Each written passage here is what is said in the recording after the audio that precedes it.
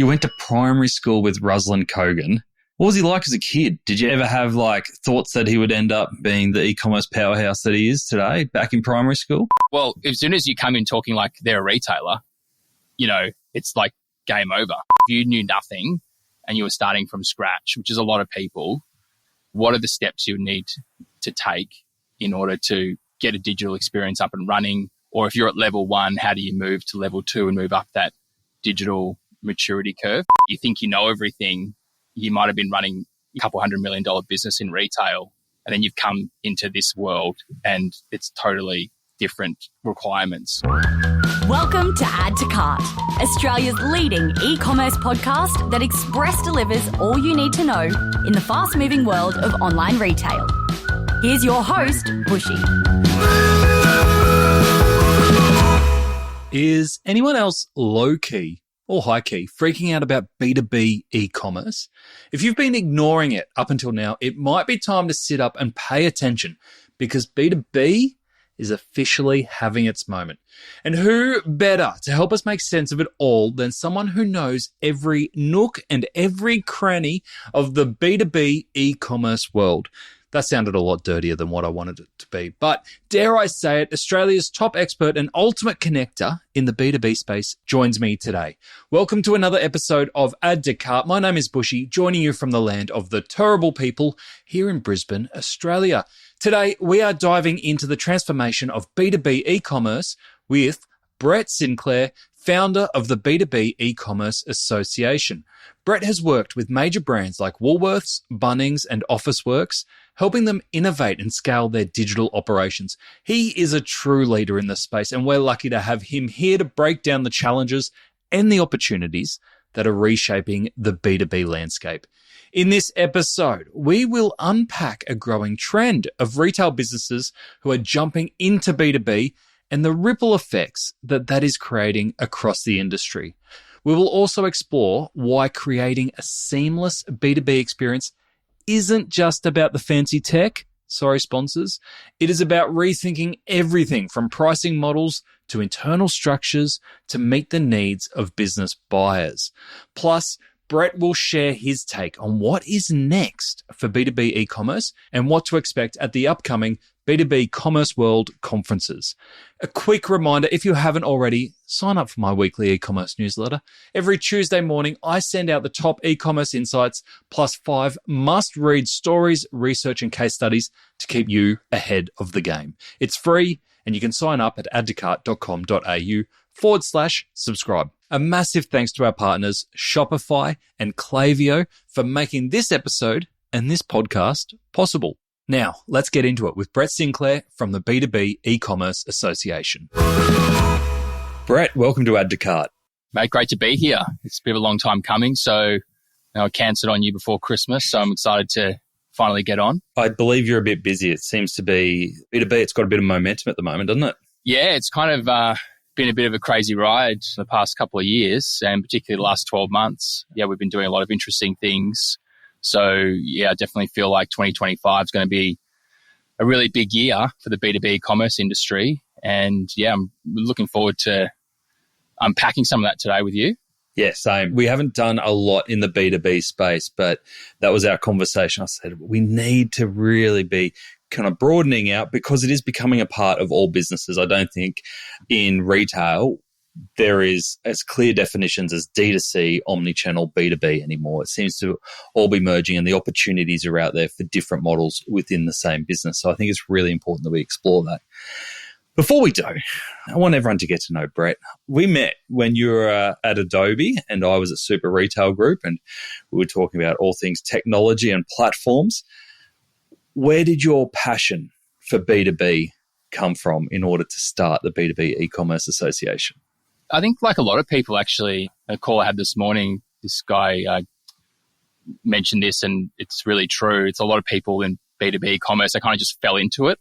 And that was definitely the case for me.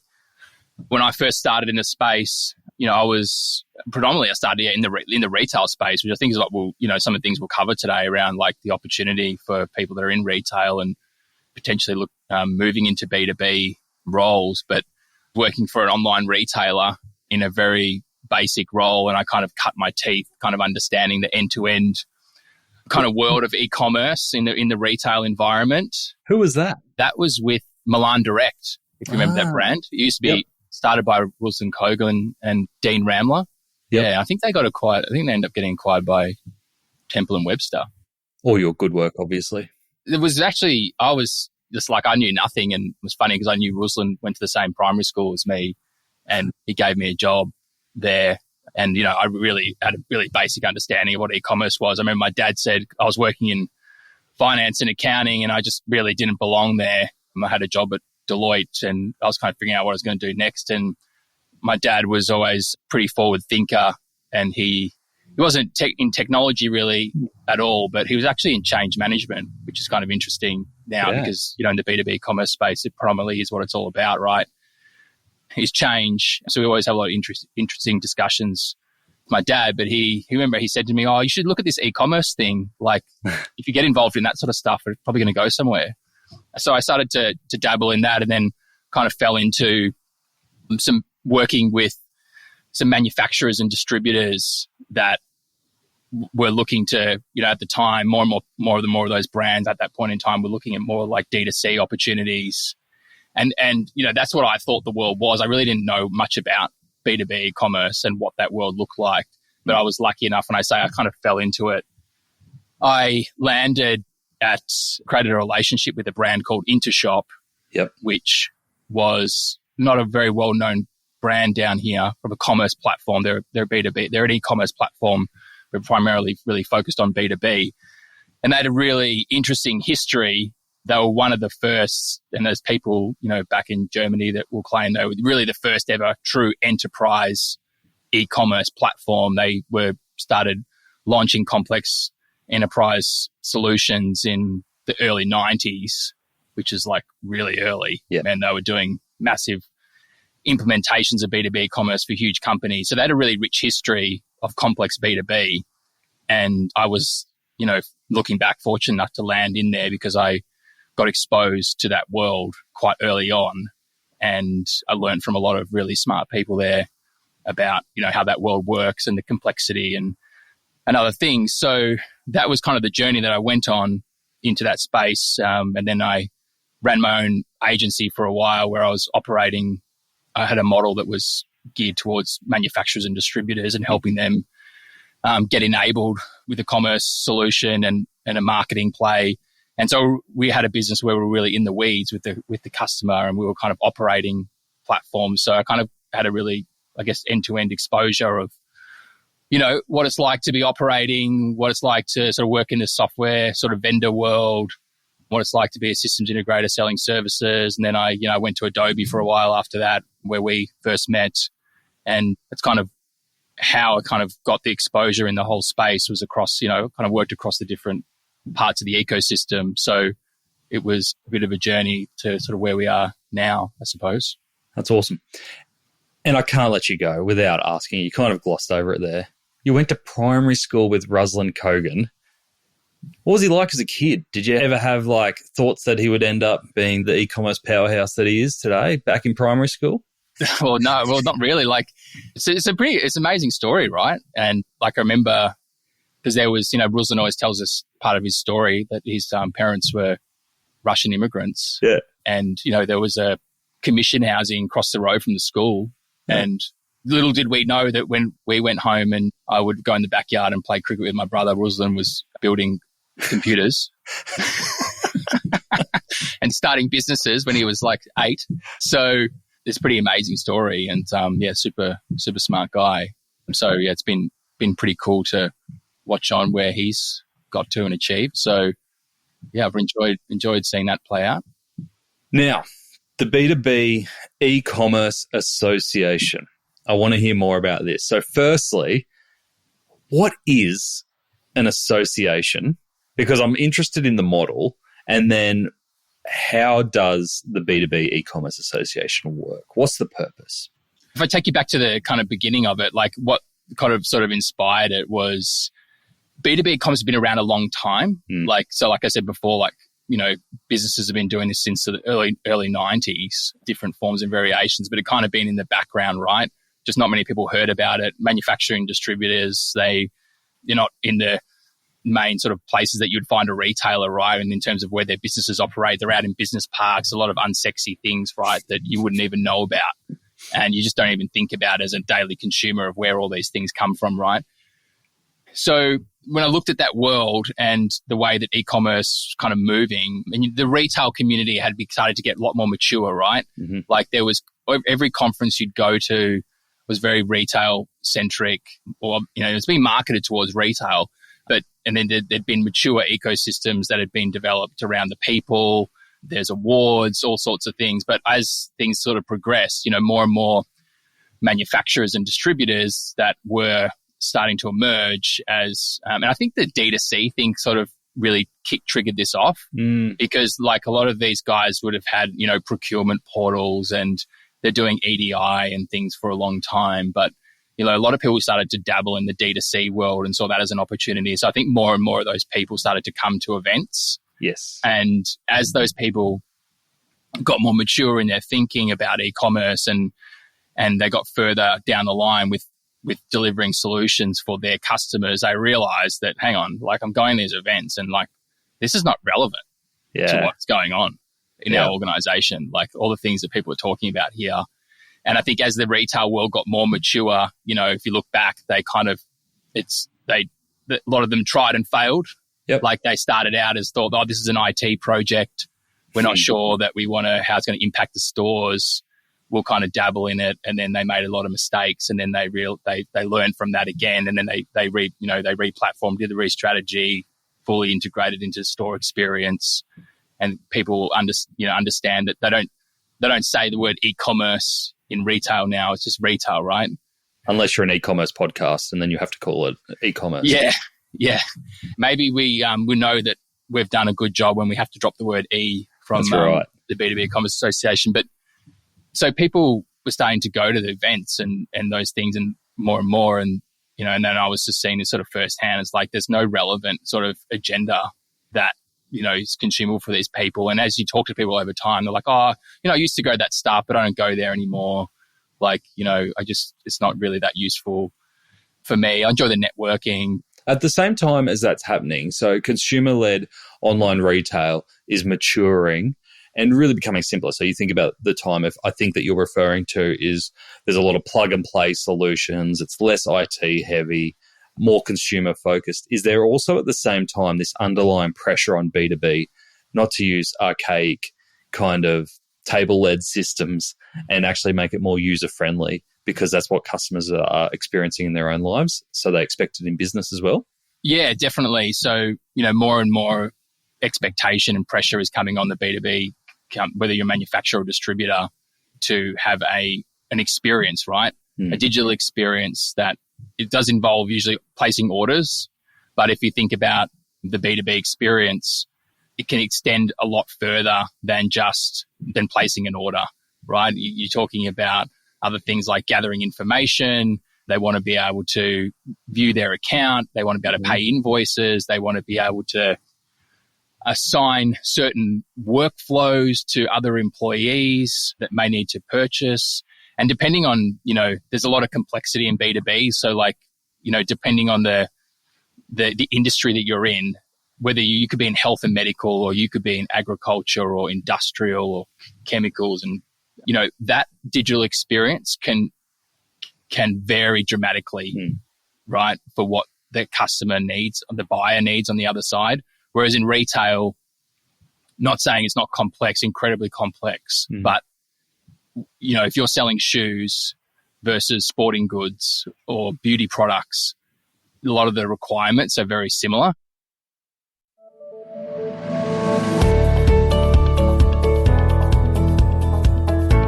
For over 40 years, Oz Hair and Beauty has been Australia's go-to for great hair days. But as they grew, they found their operations needing a little extra shine. So, what changed when they switched to Shopify and integrated Shopify point of sale in store? Well, let's just say business as usual got a glow up. They've enjoyed 484% year-on-year revenue growth, and they're reaching more customers than ever. Inventory streamlined. Checkout smoother. Online sales skyrocketing. Because Shopify gave them the tools to speed up operations and drive growth while making the complex feel effortless. To read more success stories like Oz Hair and Beauty, visit shopify.com/case studies and get inspired today. How you market and everything can be very complicated. There's obviously nuances to all of that. But in the B2B world, it's very complex around the rules, pricing. The machine itself, the levers and the cogs are a bit more complicated. Yeah, exactly right. And to get back to your other question, so when people in those organizations and these manufacturers and distributors are responsible for digital and transformation within these organizations, you're talking about making significant changes to the business and how they operate and the mindset of people. Yeah. So you're impacting, the best example is sales, right? If you're typically the salespeople in a B2B organization have been offline sellers, right? They go out, they meet face to face, they communicate on phone, email. And so you're talking about putting a portal in front of the customer to place orders, right? And that opens a whole can of worms within a B2B organization. I could imagine one of the biggest ones there is threat, especially to those sales teams that have had their big black book of clients for so long, and all of a sudden they're saying, actually, no, they can go and self-service online now.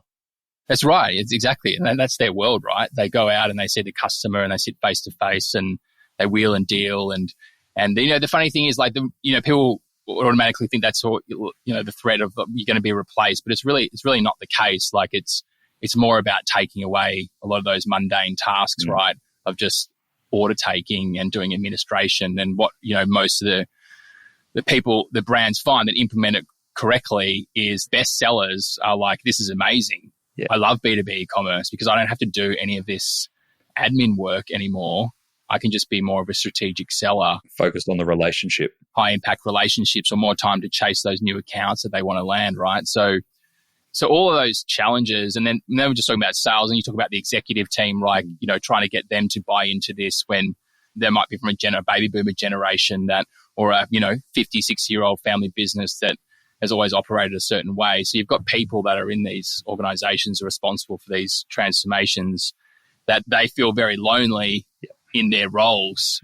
And so that was the opportunity with the association, was to start a network of people and bring those people together so they could have an active conversation, create connections, start to share insights. And that kind of spanned across, the whole ecosystem, because you also had all of the technology providers, right, as well. They're in B2B, which is a massive ecosystem. Today, we're just still uncovering more and more players that we didn't know about or just hadn't had time to speak to. And they're just, they're coming through now as we're sort of getting more mature in what we're doing. But I mean, that's a massive role for you, is to connect that whole ecosystem when you start pulling it apart into tech, into clients, into retailers. There's so much there. What gave you the confidence that you were like, I'll put my hand up. This is the job for me to pull all these people together? Well, I think it gets back to what I found just as I've gone on with this for a few years now. It's just the experience earlier on of working across the ecosystem, in different pockets. So just understanding how people think and what their priorities are, and being able to tap into that and have conversations with people, meaningful conversations across the network. So that's been able, and because it's so nuanced, being able to link it all up and understand where all the pieces fit in is quite hard. And so that's been the bit of the secret sauce in the beginning, to kind of being able to connect the dots across everything and create a world where it kind of starts to make more sense. Yep.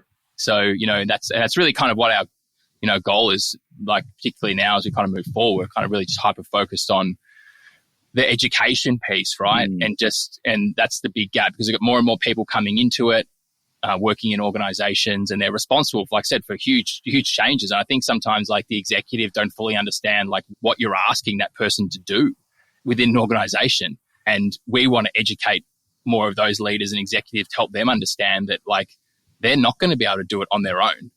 They're going to need your full, unwavering commitment to make this happen. Because they're not signing off little projects, are they? These are big, exactly like you said, coming back to what your dad told you, these are change management projects that impact the whole organization usually. Exactly. I mean, it's significant. Like you're changing the fundamentals of how they work. And, how you execute that is the art.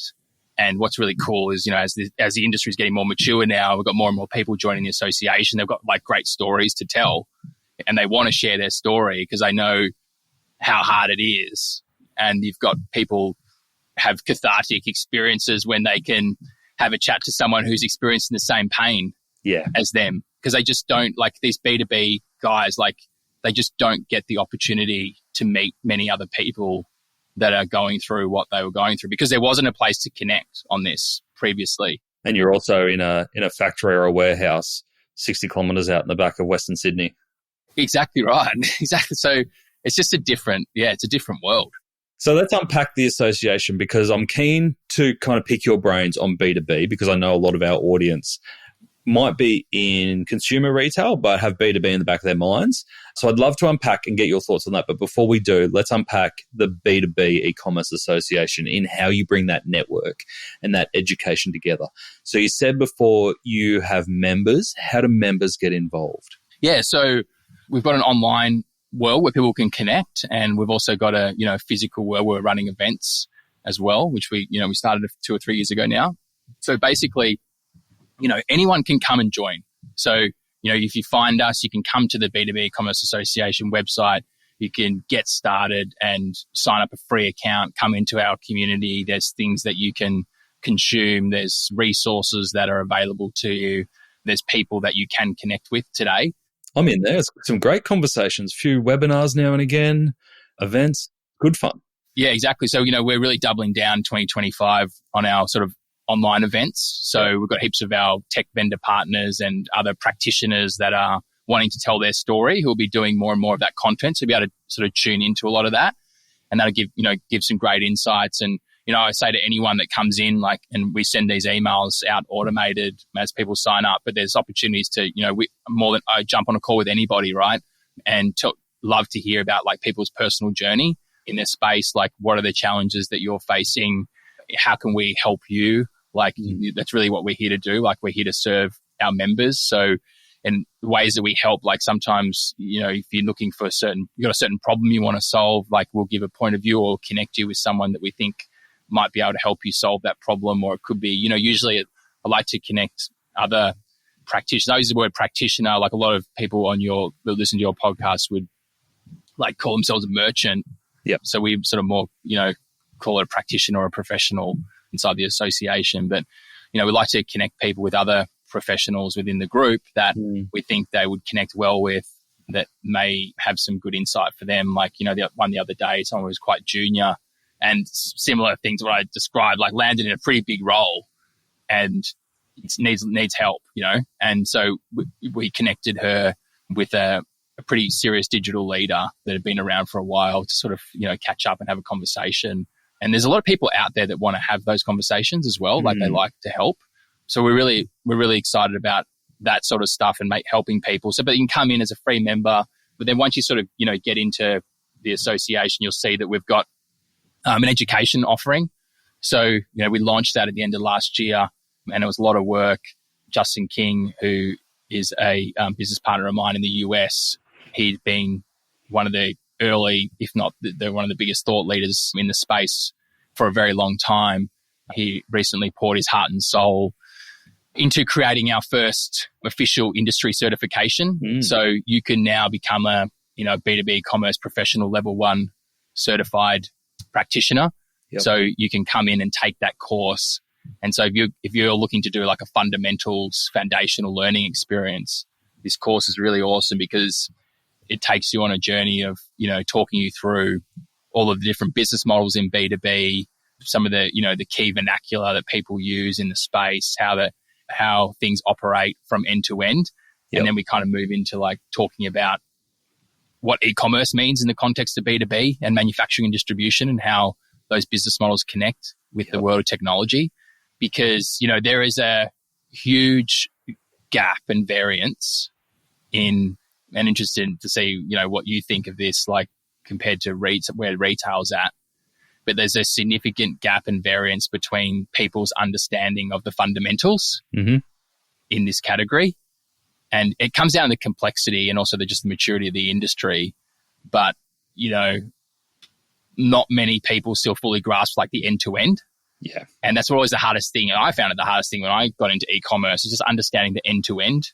I think it's exactly what you said at the start. It's most people stumble their way into e-commerce, whether that's B2B or consumer-led e-commerce. Most people stumble their way in. There's no university course on it. There's no kind of certification at the moment. You know what I mean? From a tertiary education perspective.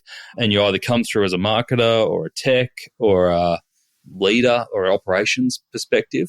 And that's why we started the e-commerce accelerator as well for retailers from a consumer perspective.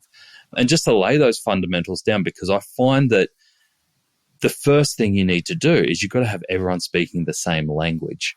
So that's what you're doing a really good job of there, is you're going, actually, from a B2B e-commerce association, here's the language, here's the lay of the land, everyone on the same page.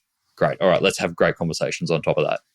Yeah, and that's like you summed it up. Like that is the main purpose of why we launched it, because that's if we wanted one outcome of this first course is we want to get everyone having a common baseline understanding and speaking the same language. And what's really interesting about the process was, and this has been awesome with Justin going all in on the association with me and building this globally, is that I was always really hyper focused on creating value for the manufacturer and distributor professional, right? But one thing that I kind of missed was, I knew it was there, but I just hadn't really thought it through, was like the value and the opportunity and the impact it will have if the vendors in the space are also speaking the same language, right? Because it's a huge problem in the B2B industry, is that, because it's exploding as well, right? Yeah. This is really what it is. It's just, and you've got heaps of retail focused players that have historically been in retail selling solutions and services and are now entering the B2B space. Yep. And there might be a couple of people within their organizations that know it really well, right? Super well. But there could be a lot of people that don't know it well. I have a lot of sales teams from tech and agency as well saying, hey, can you run the foundations course? Because we've got a new sales member who may be a great salesperson, but never been in e-commerce, may have been in an adjacent industry, and they just need to know the terminology so that when they rock up to a client meeting with a retailer, they go, yeah, cool. I know your acronyms. I know we're all on the same page. Yeah. So I'm exactly the same as you. I think it's so important that you don't just kind of laser focus in on one group, because the more you set the right foundations with everyone, especially when you're in the business of creating a network and connection, it's so important to kind of open it up and allow everyone to have access to that. Yeah, definitely. And the manufacturers and distributors are really on board with this as well. Like, they love it because, there's so many stories of them will say like how many bad conversations they have with vendors, or people are trying to pitch to them that don't know B2B. Yeah. Or, you hear stories of the day where someone's saying they had a disaster because they were sold to really well. Yeah. But then they got on the other side and they had project managers and delivery people and analysts who just like didn't understand their business model. Yeah. Right. And it's like, shit, that's like the last thing you want to happen, right? And then they started losing confidence and, they got thrown out in the end. So there's a really important piece there. And, we're launching a dedicated, so the vendors will get a lot out of the fundamentals course. We're actually launching a dedicated course for the vendors in our community that's literally launching in a week from now. And we're going to be diving deep into how you engage with the manufacturer and distributor if you're there to sell services and solutions. And it's not about mastering the art of sales and sort of, the dark arts of sales. It's more about, what are the things, like how do you get into their mindset? How do you know what are they looking for? Yeah. How do you build trust? Like who are the key stakeholders? Like what's important to them? How does a CIO think at a manufacturer and distributor? What are we're even going to cover things like, don't say these words. What are the words you wouldn't say? Yeah. Well, as soon as you come in talking like they're a retailer, it's like game over. Yeah. Okay. And so I said to some vendors the other day, like, oh, just some marketing, because it's also about the marketing people as well. Because I feel sorry for some marketing people because they might be in retail and now they're doing B2B and having to craft all this messaging and create events and try and target all these people. And I said, oh, you just don't, I use the example, like don't use retail terminology. And they're like, oh, what? Why wouldn't you do that? And I said, oh, because they don't like retail. Like, that's not what they do. Like, I mean, their customers are retailers. Yeah. But they don't see themselves as that. Often what you think they see themselves as is dramatically different. So depending on as well who you talk to in their manufacturing distribution business. So I've heard heaps of stories where people say, and some people are really big on it. Like there's people that are like really active contributors in our community and they're just like, it's the biggest no-no for me. And even their own employees, like if you're in the B2B company and you come in and some people just don't grasp the manufacturing distribution model and they just keep coming up with strategies and their talk track is always like they're a retailer. What are some of the biggest mistakes you've seen, especially for people coming in from a retail or a consumer-led retail background going into a B2B business, either as an employee or sales or a partner? What are some of those differences? Because I'm keen to understand that a little bit more. What are the no-nos that you kind of go, if you go into B2B, don't behave this way? Well, I think the biggest one I've seen is just people will come in to the B2B company and just think that they can bring their retail hat and what they know from the retail world and they'll be able to fit that into this complex B2B beast. Yeah. Yeah. And they'll sometimes not that open to taking a mindset of like, I don't know what I don't know. Yeah. And so they're the ones that get into trouble. When it comes to the new year, there are two types of people. Those who are organised and planned, they probably got a diary for Christmas. And those who get to October and say, where did the year go? Luckily for us, our partners at Klaviyo are the organised ones, and they have created a free 12-month e-commerce marketing calendar for you to plan your big wins in 2025. Do not miss an opportunity to boost sales and engage your customers with this month-by-month guide to significant marketing moments. From the unmissable moments like Black Friday and end of financial year to the untapped opportunities of National Avocado Day and Take Your Dog to Work Day, there are over 150 ideas to help you connect with your customers. Head to klaviyo.com/au to grab your copy. And if I don't see a spike in avocado promotions this year, I will be very disappointed. Because they'll come in and go, well, I know how this software works. I did this and that at the retail environment. And also as well, it can be quite frustrating because for them, if they're coming in because they don't sometimes fully grasp how like the acumen of the employees and their leadership for digital can be very, very low. So you kind of come in and you're talking a different language. Yeah. And so that's a big one. Like, so people come in and then they're constantly talking a different language with it to the rest of the business. And that's when friction starts, right? You go in and you're starting to talk to the salesperson, giving off that vibe that you're smarter than them. When they're sitting on the other side going, well, hang on a second, this business ticks over because of me and my sales team. And we're the most important. They think they're the most important people, right? And so then you've got supply chain who have been doing something a certain way for a very long period of time and maybe a little bit less progressive than like a retail world. So not necessarily, but you know what I mean? So yeah. Because we're talking in B2B, we're talking big numbers, right, that just churn over a lot of the time. And so incremental changes have big impacts, whereas retail, you're kind of fighting for every sale. Yeah, exactly right. So it's more, you got longer planning cycles and, you've got inventory that is just selling over and over again, right? And they're more about, they want to make things available to the customer as much as possible. Yeah. They want to be able to give same as retail. I want to give visibility, but it's just different, right? And they've got back orders and they've got other rules and rebates and things that are going on in the background. So, but, it's usually just that, if I had to summarize that the main thing is the mindset. So there's so many things though, like from a retail world, if you're experienced, that you can bring in. Yep. And especially the ones that seem to have done really well, like are some of the retail people that were there in the early days like when they had to go through the major change and like trying to convince everyone that this was real. Yeah. Yeah. And so those people have kind of done better. I found some of the people who are a bit older have done better in doing that. Because it's a change management game. Yeah, and so, yeah, exactly. So, and they're a bit more mature in the way that they can approach some of the conversations internally and how do you motivate people, whereas some of the younger people could be more inclined to be behind the screen.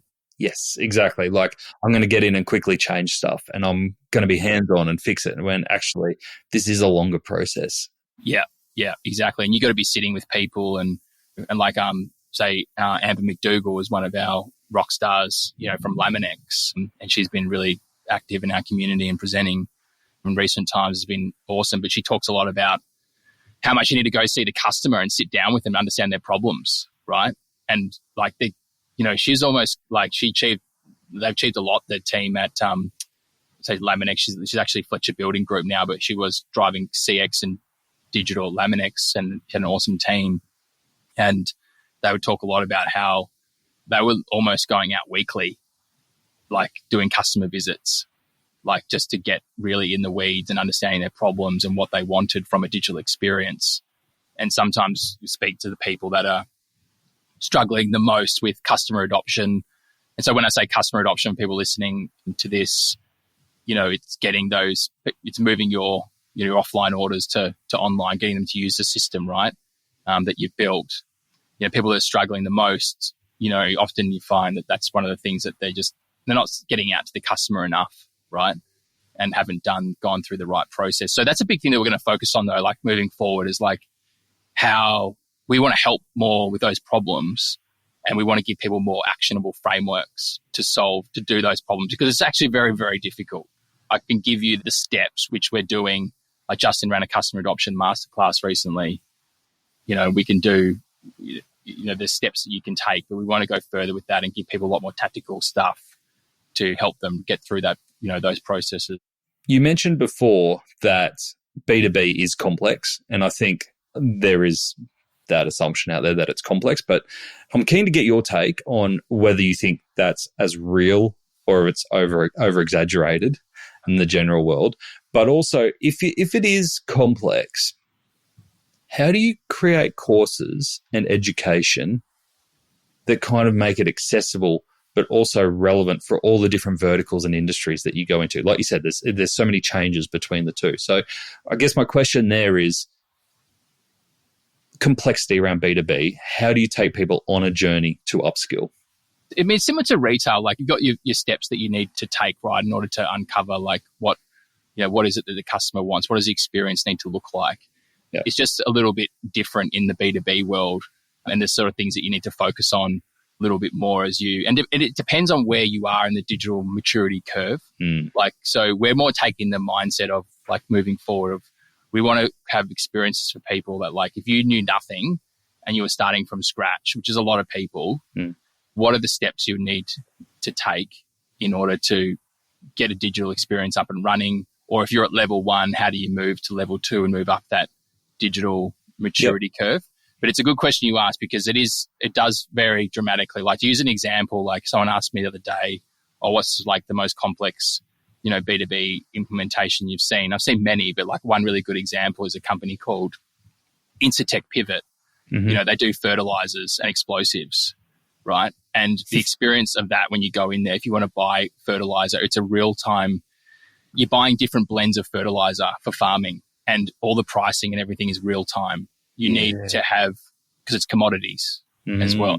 And you need to, and it's custom blends. So the farmers are buying and distributors are buying custom blends of fertilizer for their farms based on the predicted conditions of their farm, right? And so you got to surface this information up in real time, right, on a product page, right? And then after that order is placed, and we're talking so many variations of pricing, right? Like, it's insane, right? So the example is like, people coming from retail into B2B, you can't just pick up what you learned at Shopify and drop that into this company. It won't work, right? Yeah. So that's what I mean when you can get caught out. You think you know everything. You might have been running, a couple $100 million business in retail, And then you've come into this world and it's totally different requirements. And you're talking about integrating into a super complex SAP ERP system. And then after that, you've got to, those fertilizers need to be picked up. And these fertilizers are being picked up from farm distribution locations, and the trucks need to be scheduled by the people who have ordered, and they're going to be picked up at a certain time. And there's all these other notifications and statuses that need to happen. Because Australia Post won't pick that up, will they? No, and it's different in it's different in the B2B world. Like, it's a huge thing happening. The supply chains are under major pressure, right? Because as the B2B companies they're digitizing the buyer experience. Could get back to your point before about saying, well, people want B2C style experiences. They do. And like a lot of the challenges on the inventory and the order management side, because people want to know when and where. Yeah. And because it's made to order a lot of stuff, or this, there's lead times and everything, and things change in the supply chain, but the supply chain systems and the vendors that are operating in that space are very niche, and they don't have the systems and the tech to provide back the status, right, of where things are at. So everyone's playing catch up in that space. So in the future, I'd love to say, like, one day we'll have things that'll be like, if you're in agriculture, this is where here's a pathway for you. If you're in industrial, here's a pathway for you. But I'll tell you how we're going to address that.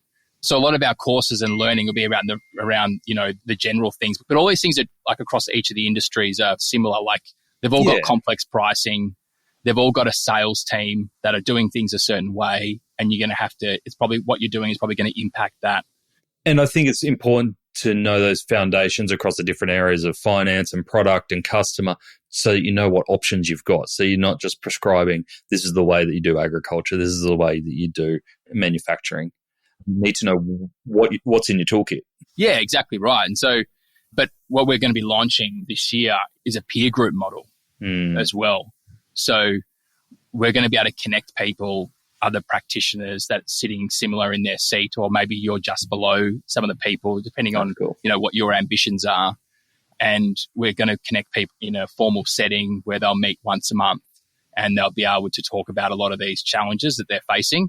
Yeah. And B2B is a little bit different from the retail environment as well. Like, it's a little bit more sensitive around information sharing. So people aren't as open, whereas retail is more about you're always making noise, right? About what you're doing and trying to be famous, and more eyeballs the better, right? More traffic, more everything. So people are starting to see a little bit more as a competitive edge. So we'll have these groups where people can join, and there'll be non-competing companies that can sit in these forums together, groups of, it's likely going to be sort of 8 to 10 people that will be in each of these groups. So, we'll have facilitators of those groups. So I'm really excited about that. I think it's going to be really powerful, because that's the big thing that people don't get. Like, because you have, even in the really big companies, talking to someone the other day, like they needed a mentor. Well, there was a mentorship program that was being set up internally, quite a big company. And his problem was that the HR couldn't find a mentor for him. He was head of e-commerce. There was no one really suitable to mentor him for where he wanted to go in his next step. So he came to me and was like, is there a mentor that you could set me up with? And so there's definitely a big gap for that, particularly in the mid-market, because again, like, they'd be super lonely in their role. They're, very isolated. They're looking for people to lean on and, share. Especially for organizations, I can imagine HR departments would love that as part of a training and development program. Yeah, absolutely. And so we'll all tie it back to the training programs that we're setting up. And it's great insight for us around what's important to people. It's interesting, after just doing the level 1 course, what people say they're looking for in level 2, just gathering all that sort of stuff. And people, it's all the things that you would have experienced in retail. Like, people want to understand better how to select technology. How do you select the right systems integrator? How do you run an RFP? All those sort of fundamentals. So that's what I was saying before, like, about retail. Like, there's a lot of things that the people working in retail e-commerce would have done, in that they can bring that over in their experience. They know how to engage with these vendors. They know how to, they've acquired technology before. They've maybe done a lot of business casing for technology. So there's a lot of skills and stuff that are very transportable, obviously, into the B2B world. It's just coming with that mindset of just not assuming that you know everything. Yeah, that makes total sense. I want to get your view on the B2B world at the moment, especially here in Australia. Who do you hold up? You mentioned before Incitec Pivot and Laminex as two businesses that you hold up. Is there anyone from the retail world that you think have done a really good job at extending into the B2B world as well? Like, it's emerging more and more. Like, retailers are now seeing the opportunity in B2B, which is depending on what category you're in. Like, if you're a distributor, you need to be a little bit worried sometimes because now these retailers are going, well, we may as well just cut into these categories. And we've got the volume, we can build the digital experience. So there's more and more that are investing in it. To be honest, I haven't really come across like exposed to that many, like at a really intricate level. Like, we've had more people come in, like JB Hi-Fi, for instance. They came to our events recently. It was interesting to hear about what they're doing. We know the supermarkets getting into it more and more, and especially in like the liquor space. Yep. So people are seeing the retailers like one of the bigger places to play for the retailers is that, what can you sell to the offices?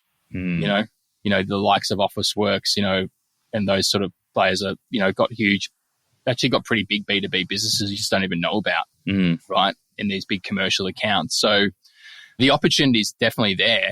And we're seeing more and more of those sort of people that are responsible for running B2B. But the funny thing is, when you talk to them, they will tell you that like they feel the same. They feel like they're not being listened to because retail that's their business, right? Yeah. So it's like, I want to do this, and this to the B2B experience, but I can't get my stuff prioritized in the roadmap. We just can't get in, and we're always waiting. And I know that some people in our network have actually left roles because of that. They just because they felt like they were just spinning their wheels in the business. So I'm actually seeing like more of the retailers go down a different path for their B2B solution. So they're not trying to necessarily build it all in one platform. They're trying to just use something more custom, like designed for a B2B play, and separating it out. Yeah. I have to give a massive shout out to a friend of mine, Susie Young at Metagenics. I've had the pleasure of working with her and the team for the last 3 or 4 months. And everything that you were saying there around change management and business structure and technology almost being the last thing to fall, I've seen through Susie, and she's taught me a lot around the B2B world because I've traditionally been a consumer guy. So it's been fascinating to see how she's approached it. And I think when you're talking about that friction between where do I fall on the roadmap, it's also at a business structure to kind of go, okay, this is the way that we've always done things. This has been the way that we've invoiced. This has been the terms. This has been the rules that we've put in place. There's modern tech stacks and modern ways of doing things coming through. Do we want to actually restructure the business model and what our terms are with customers? Because if we're just trying to be so rigid to what our terms currently are, we're going to make it really complicated for ourselves and deliver a pretty shit experience. So I think it goes both ways, right? It's like, what can we do? What should we do? And it is a good opportunity for businesses to revisit some of that stuff. And pricing is always one of those big ones to go, is this a chance for us to redo our pricing? But on the flip side, we've seen scenarios where people will go, should we change the way, we engage with the customer or the way that this service works to fit the digital platform? But you got to be really careful because that could be your point of difference. Yes, exactly. And the digital platform might change in 2 years' time, and then are you going to change your business every time the platform changes? But the reality is for a lot of B2B companies, and this is the hard bit when they kind of, if you're coming in and maybe you're from the retail world and you're seeing how a lot of it is like, especially more at the upper end and the enterprise level, you're like looking at like 50% might be out of the box capabilities of the commerce platform. And then the other 50% is literally custom. Like it's very different. Yeah. Like you're designing a whole experience that is specific to an industry. Like, example would be like operating in the aged care environment, like it's not just an aged care, like some of the stuff I've seen, like some of these B2B companies do specifically for a customer group. It could be a large customer group, but it's design a really like unique experience for them, for the buyer that's managing a facility at an aged care facility, an aged care facility, that when they can purchase all their products, they can understand which rooms are going to need to be for filled again at the intricate levels and all this custom reporting and all this stuff just for that segment. But there's so much volume, like you mentioned earlier. The volume is so big that the investment to do that is worth it. And if you make it, because the difference with B2B and B2C primarily at the end of the day is like the buyers and the people that are using the system, they're not there because they want to be there. It's not like they're passionate about you and your product. They're just there because they have to be there. Get the job done. Yeah, so price becomes less important sometimes if you've obviously still want to be competitive, but if you've got a system that you've built that is incredibly sticky and makes their job easier, that is where people will naturally gravitate to more. Can they get in and out super fast with less friction? So, it is the same concept as retail, less friction. You want to get through, you want the pages to load fast, you want the checkout to work well, but just, the steps and the things that are taking place in there. And Susie is a great example. Like Susie, and I think this is another thing to remember, like a good message I'd like to leave, like around some of this, having impact in these B2B companies when you're coming in. It's like the people that I've seen succeed the most are the people that are really passionate. Like, Susie's one of those. Like, she loves the space.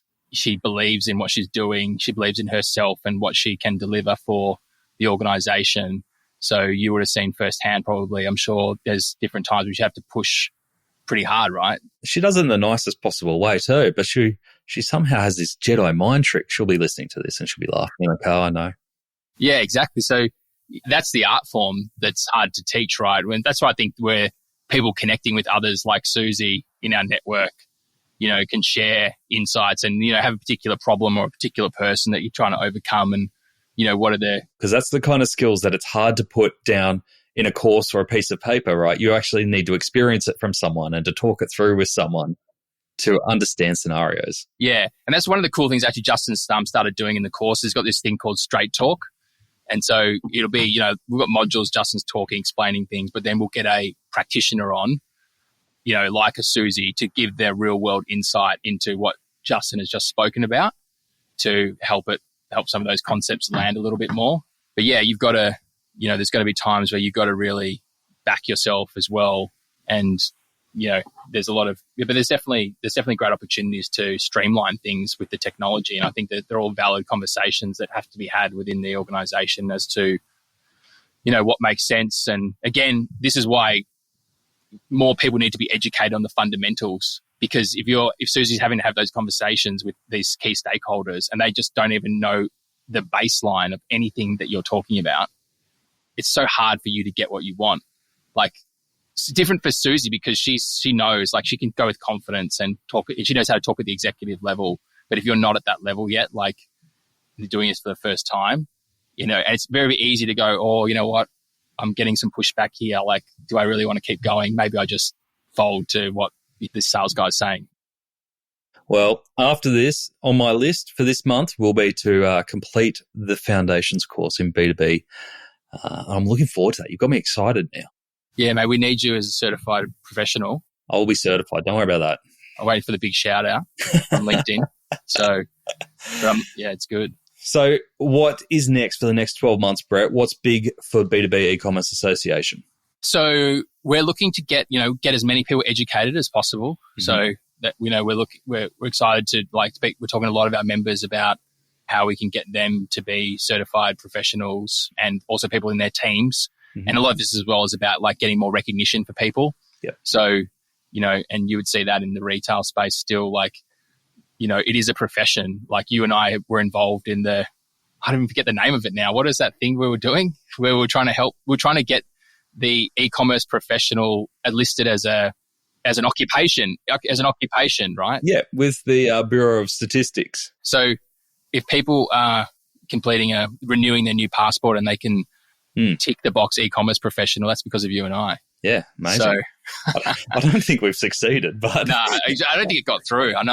I think it's crazy, not right? for the next census, but I'm hoping for the next census. Because it is crazy. Like, what do you even call yourself? But that's a whole different topic. Exactly. So, but yeah, we want to get more people through that and help elevate the industry.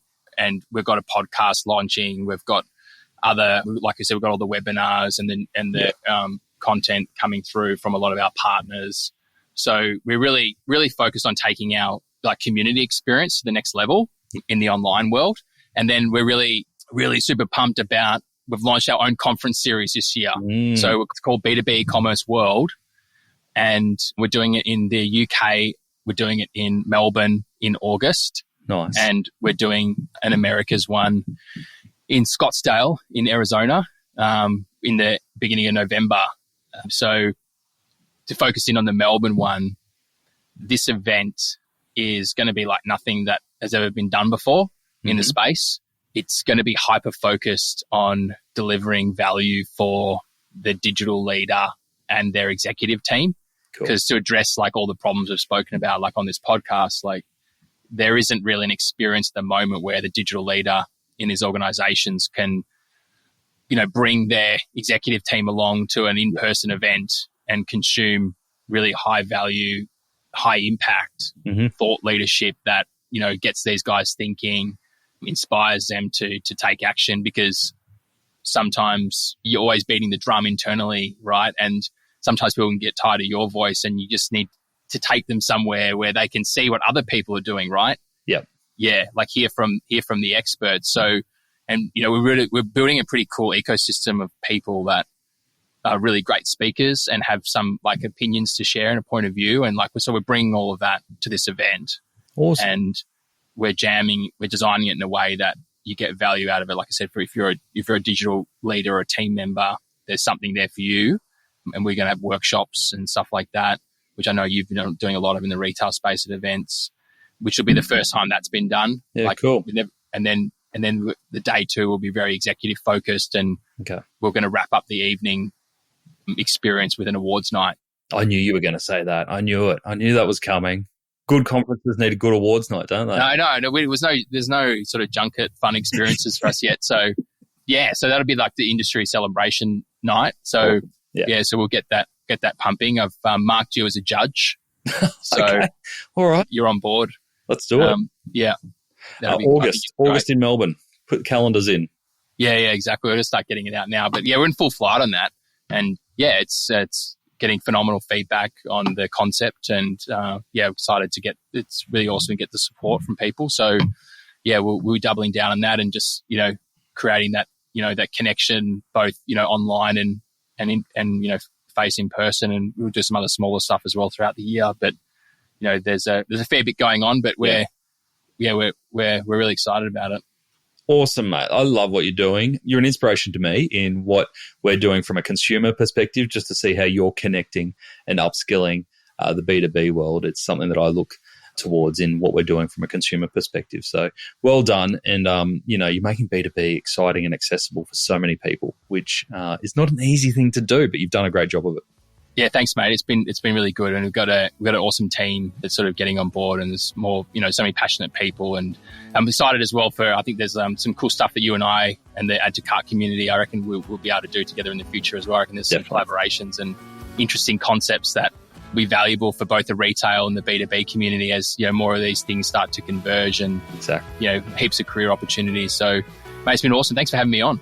Thanks for coming on, Brett. Good to see you, and I'm sure we'll see you in the community soon. Thanks, buddy. See ya. Anyone else joining me to do the Foundations course? Drop me a line if you are. We can compare notes.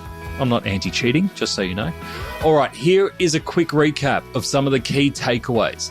Number one, the B2B evolution is here. B2B e-commerce has moved way beyond bulk transactions. It's becoming a space where retail brands are thriving and really putting the customer into the conversation. Take Nike as an example. It hasn't been all smooth sailing, but when they embraced B2B, they didn't just scale their digital presence, they completely reimagined how they work with wholesalers. As we know, that story is still playing out and is still a bit lumpy, but it was a total business transformation. If you're in e-commerce and you haven't looked at B2B yet or wondered how it might impact on your organization, now is the time. It's a fast-growing area with endless potential and, dare I say it, huge numbers attached. Number two, seamless B2B isn't just about tech. Sure, technology is critical, and with friends like Shopify, is continually evolving and developing. But Brett made a great point. It is only part of the puzzle. For a truly seamless B2B experience, you need to align your tech with pricing, processes, and team structure. Some of those things are way harder to get right than the tech. The payoff is better efficiency, happier customers, and a serious competitive edge.